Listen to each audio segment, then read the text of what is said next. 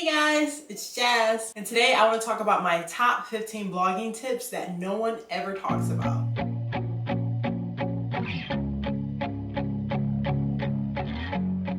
Hey guys, it's Jazz, and on our channel, Blogging Money Life, we teach bloggers like you how to monetize your blog so that you can live the life of your dreams. Today, I am talking about blogging tips. Now, I recently wrote a blog post that has 68 blogging tips in it. Why 68? Because I think there are some things that you absolutely have to know when it comes to blogging. And it may be covered in other blogging articles, but they're important to know. However, there are also a number of things that I feel like aren't talked about enough when it comes to blogging and making money with your blog. So I had to make sure to include those as well. That's how I got to 68. Now today, I know that 68 is quite a large number, and I wanted to pick out 15 of my best tips from that article. So if you're interested in all 68 tips, make sure to check out my blog post, 68 useful blogging tips for new bloggers, on our blog, Blogging Money Life. Oh, how many times can you say blog? However, today I'm going to talk about my top 15 from that list. Are you ready? Let's do it. Okay, let's talk about one of the most important things you need to do with your blog when you first get started, and that is starting an email list. Yes, starting an email list is that important. I made it number one on my list. Now, this is one I think a lot of bloggers talk about, but what I don't think is talked about enough is why it is important to have an email list when you are starting a blog. Now, for those of you who don't know, you probably heard the term, the money is in the list. Pretty much what the email list is you want to be able to collect a number of people to your list who give you their email address, because now you have a way to reach them outside of your social media, outside of them having to come to your blog. Now you can go to them anytime you want, right to their inbox. So that's powerful. The second reason why it's powerful is because now that you have a way to get in touch with a group of people, you can start using that to monetize. So you can sell a product or a service, sending an email to your list. You can promote affiliate products, which is also very useful when it comes to making money with your list. And most importantly, I think it's a great way to develop a relationship with your audience. I feel more closer connected to the people on my email list than anyone else in my business, because someone can read my blog posts over and over again, but they won't get a good sense of who I am because I'm not sharing as much in detail on a public post as I am to my email list. So getting an email list started is probably one of the most important for your blog. If you're not sure how to do it, I recommend using a tool like ConvertKit or MailerLite. Both are email marketing platforms that were created with bloggers in mind. Both are free to start with. You can use my affiliate links in the description below. Let's talk about number 2, know your audience. Now this is one tip I don't think people talk about enough, but I think I have a good perspective on this because my day job is I'm a marketer, and I'm a branding marketer, which means that I'm paying attention to this stuff day in and day out. When a company comes to me and they say, Jasmine, I want to build my audience, I want to sell more products, what is the first thing I need to do? And the first thing I tell them is you need a brand. You need people to know who you are, what you stand for, and how you're going to help them. And the same thing goes for a blog. You have to know exactly who you're talking to, how your content that you create helps them, and why you promote the products that you do, because you want to know who that person is. Now, it's not just a matter of knowing, oh, I'm targeting women in this age demographic. That's not enough. You need to know who they are, where they are, how much money they make, do they have kids? If so, how many? Are they married? What type of careers do they pursue? And most importantly, you want to know their psychographic, which is what are the things they think about and how does that make them tick when it comes to things they do in the world? What is something that they want to do better in life? What is something that scares them? What motivates them to take action? Those are the things that you want to know. One way to figure that out is to understand who you're writing your content to. I once heard that your persona or your avatar, which is the person I'm describing here, is who you were 3 years ago, right? So think about who you were and think about if your content resonates with that person you were 3 years ago. You've come a long way in 3 years. You probably learned a lot.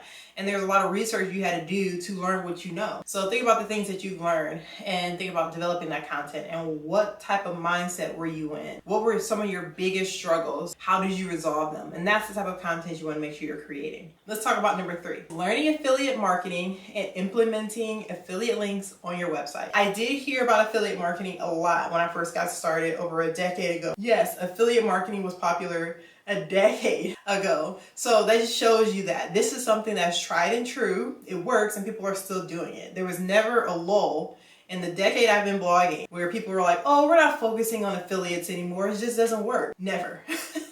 So that's a good sign that you should probably be doing affiliate marketing on your website. Now, I think where people go wrong with affiliates is you think that you can sign up for an affiliate channel, pop some links on your website, and then the money will come. That could not be further from what you need to do. You do have to think about where you put the links. You do have to write persuasive content. You do have to make sure that you're putting in the pros and cons of a product. And you have to make sure that you are writing an article with the correct intent. You don't want to write an article where the intent is just for them to learn as opposed to intent for them to buy. So when I talk about intent, just to give you an example, let's say I want to sell TVs. I can write an article called, "This is what you need to know when it comes to the best TVs there are." That's more informational because they're just curious. They want to know what makes the best TVs. Whereas if you write an article that says a Samsung TV versus, I don't know, what's another TV brand? Panasonic. That person is considering either the Panasonic or Samsung TV. So that is a better article to write if you're going to write about TVs. And there's a difference between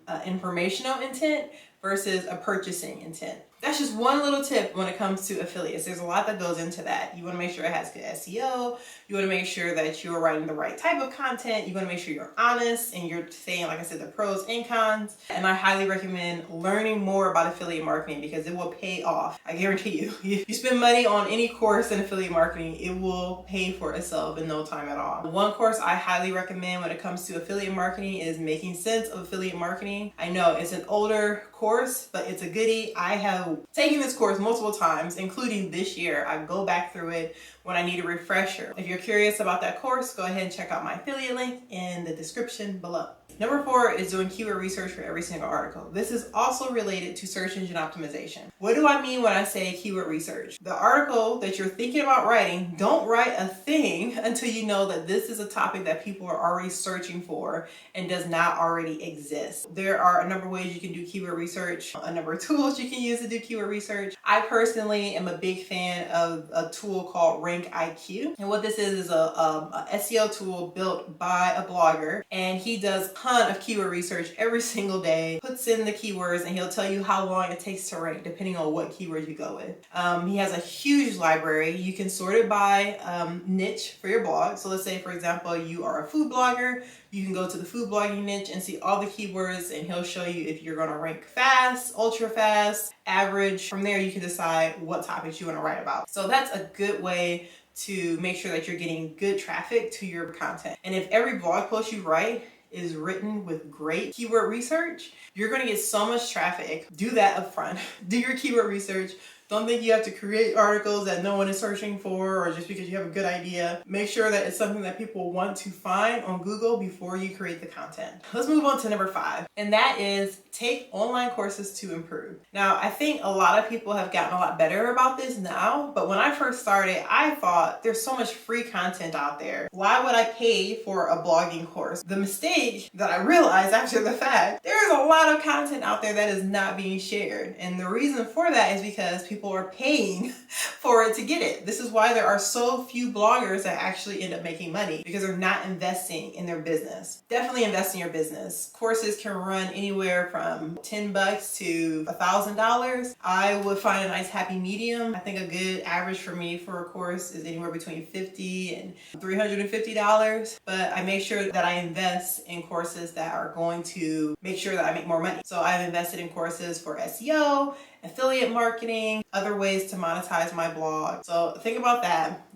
The best bloggers invest in their money into taking courses so that it can save them time. I have a few courses that I've taken that I think are great that I will share in the description below. Number 6, pick a good hosting provider. When you first start blogging, you may be tempted to lean towards the cheapest hosting that you can find, but it is better suited if you just invest in a good hosting provider up front, because you'll have less issues when it comes to your site going down or having to move your content over to a new hosting provider, which is a pain, or just having to worry about your site security. The top 2 that I've heard over and over again that are good hosting providers are SiteGround SiteGround and Big Scoots. So if you're trying to decide what hosting provider to go with, choose one of those two. I have links to both in the description below. Okay, number 7, add an SSL certificate. Now you may be wondering, what the heck is an SSL certificate? What this is that little lock you see at the top of your browser, and this shows that the site is secure. If you do not have an SSL license, you're going to get a very ugly message for people who go to your domain that says, this site is not secure. Are you sure you want to go here? We don't want that. You're going to see a massive drop off on your website if you let your SSL license expire, or you're not going to see traffic at all if you don't have one. Not too expensive, definitely worth your while. Get an SSL certificate. Number 8,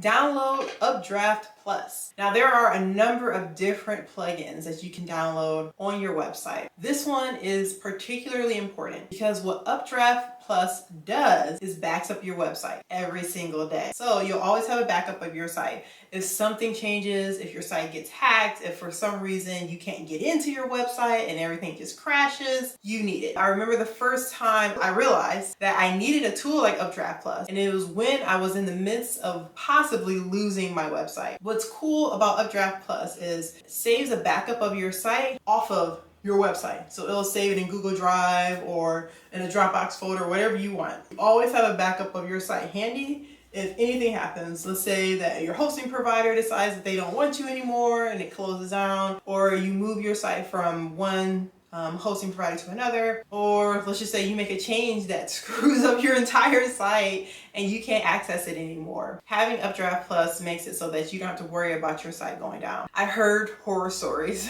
this happening to people. And like I said, it has happened to me where I thought I was going to lose my entire website. I signed up for Updraft Plus the next day. Number 9, make excellent headline. This is another tip I learned late in my blogging career. Headlines are one of the most important parts of your blog because it's pretty much like the introduction to someone who may want to read your article. If you don't have a good headline that describes what the article is about, then people won't make it to your article to read it. If you want to write a good headline, I highly recommend you use a tool called the CoSchedule Headline Analyzer tool. I'll put a link to it in the description below, and it gives you a score. You want to get a score of at least 60 before you publish the article, and this tells you the likelihood of people clicking your title to get to your content. Having a good headline makes sure that you get more traffic. Number 10, add alt text to your images. This is another SEO tip, but it's one that I think everyone should know.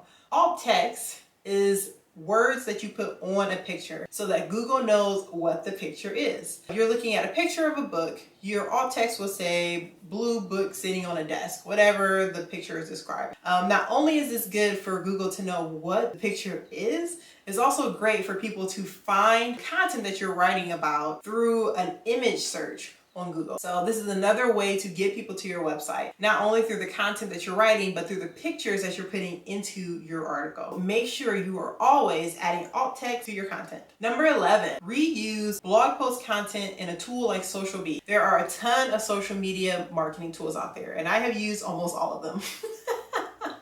When you have been in the blogging business for 11 years, like, you learn to try a little bit of everything and see what works for you. What I love about SocialBee is it's not just a tool where you can schedule out social media on your website. What SocialBee does is it captures those images and the captions that you put with your content, and it recycles it over and over again. And you can put it into different categories. When December comes around, I turn on my category for all my December content, and it starts resharing all of my articles I've written on gift guides and Christmas and different winter type of content every year. I don't have to worry about, oh, it's time for me to manually share all of my Christmas content. It does it for me automatically. And it also gets a rotation of my evergreen content to be shared on all my social media channels. So using a tool like SocialBee is huge because not only do you not have to worry about scheduling all that content out for your article more than once, you do it once and you're done, but 2, it keeps your older content alive. I don't know about you, but I've had articles on my blog that do well, they're taken off as soon as I publish it, and then they die after 2 or 3 weeks. No one can find them. So when you have a tool like SocialBee, it makes it so that you are constantly getting traffic. If you are curious about SocialBee, you can use my affiliate link to it in the description below. Whew, We are getting there, y'all. We only have a few tips left. But before we get to those, I want to remind you to like and subscribe if you are enjoying the videos so far. That way you can get more blogging tips as they come out every Wednesday. All right, moving on to number 12. You want to monetize with sponsored posts. I love telling my story about how I started monetizing my blog because the first way I did it was with sponsored posts. I was making money with advertising, but not enough to say I was making money. I was making like 3 cents a year, okay? With Google AdSense, and that's because I was barely getting any traffic. Now think about how little traffic I was getting to make 3 cents a year on Google AdSense. But my first sponsored post, I made $50. Now I know that may not seem like a lot, but for my little blog at that time, it was huge. Now I'm at a point where I charge anywhere from $1,500 to $2,000 for a single sponsored post on Miss Millennium magazine. And there's no reason why you can't do that. Definitely do sponsored posts. What this is working with the brand and saying, hey, I will mention your brand on my blog for a fee. What this looks like is you talking about their product. They can send you items. You disclose that this is a sponsored post, as in you are being paid to talk about this product, but make sure that you're being honest and that review of that product. What I love about sponsored posts is it helps to tap into your creativity when it comes to a certain product. Yeah, take beautiful images of that product and then you write about it on your blog along with other creative content, whether that be creating beautiful images to share on Instagram, making little videos for TikTok or IG or YouTube, and then writing a good blog post that describes your experience with this product. Now, I just mentioned a product, like a physical thing, but doing a sponsored opportunity can be a number of things. I've had travel opportunities because of sponsored posts. I've received some massive products such as mattresses, printers, laptop, and I've also received some really cool things that have exposed me to new brands that I didn't know about, such as like certain brands of athletic wear that I wasn't aware of and I love now. So sponsored posts are a great way for you to make money with your blog and just enjoy a whole lot more, get a lot of perks and travel in at the same time. Okay, that leads us to number 13, be consistent. This is one of the most important tips when it comes to your blog. A lot of people get started and they're fast and furious. They want to publish 5 articles a week. They want to talk about everything under the sun. And then after a month or two, they burn out because they try to do too much in such a short period of time. This is what Google expects, right? They expect for people who are moving quickly to burn out. So they don't take you seriously until they see that you've been blogging for some time and you've been doing it consistently. Meaning you may only publish 1 article a week, but you are consistently publishing 1 article a week for the last year. Those are the things that are going to make your website move to the top when people are searching for things and for Google to put you at the top of search result pages. So make sure you're consistent. Make a schedule for yourself. Set time aside. Tell your family and friends like, hey, don't bother me during this time. This is my blogging time. Take it seriously. Be consistent.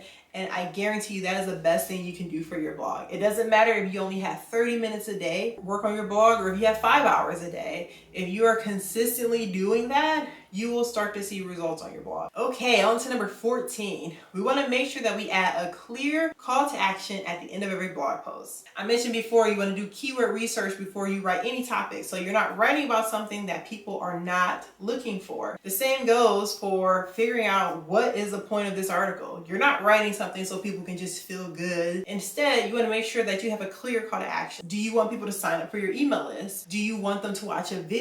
Do you want them to click on the link for your affiliate that you have? Do you want them to buy a product? Think about whatever it is you want them to do at the end of this article and make it clear that you have that in the article. So every blog post has a purpose. Sometimes the blog post is just to get them to another blog post, and that's okay. But you want to make sure you're being intentional about whatever that call to action is for your blog. That leads us to number 15, our final tip when it comes to blogging. And that is, done is better than perfect. I cannot tell you how many people I have coached who have a full-blown blog. They'll have a blog, a hosting provider, 50 blog posts, all these social media posts, and they haven't launched. They have not started their blog because they want to make sure it's perfect. You do not need to have a large, massive plan before you start your blog. You don't even need to have a ton of content. A couple of articles is fine to start with, but you need to get it done. And you have to know that you're going to grow. You're going to get better. You don't need to let perfection hold you back. I will admit, when you look at your articles from a year ago, you're going to look at them and cringe and go, oh my God, I have improved so much as a writer and I can't believe I wrote this garbage. But guess what? That garbage helped you get to where you are today. It helped with getting your page views to where you are. It helped you become a better writer because you learned from that article not to do this anymore. Now I know not to do that for this article, and so on and so forth. So that content serves a purpose, and it does not have to be perfect. Done is better